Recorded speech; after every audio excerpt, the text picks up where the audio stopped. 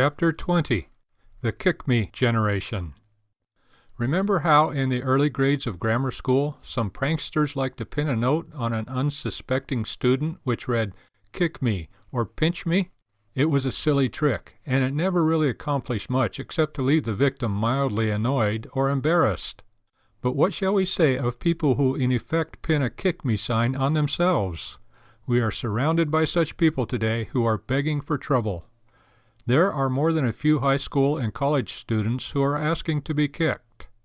They are insolent towards their parents, contemptuous of everything their father represents, yet greedy for his money, and they do everything possible to provoke trouble.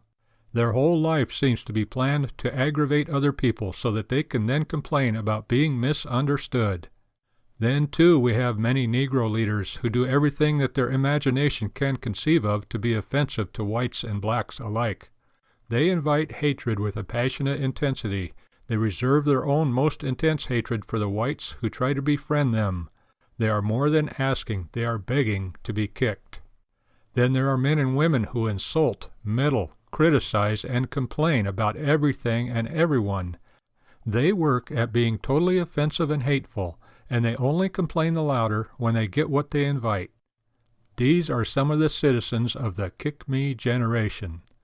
Solomon said, "There is a generation that are pure in their own eyes, and yet is not washed from their filthiness." Proverbs 30:12. These people invited the required judgment on themselves in order to be able to complain against judgment. They are in effect saying, "I have the right to do as I please, and no man has a right to judge me." As sinners, they aggravate their sin and make it a means of attacking law and judgment. The Kick-Me generation holds that no man should ever be judged for anything, although none are so prone to judging others as they themselves. By kicking hard at all authority, they hope to take all the power of any kick back out of authority.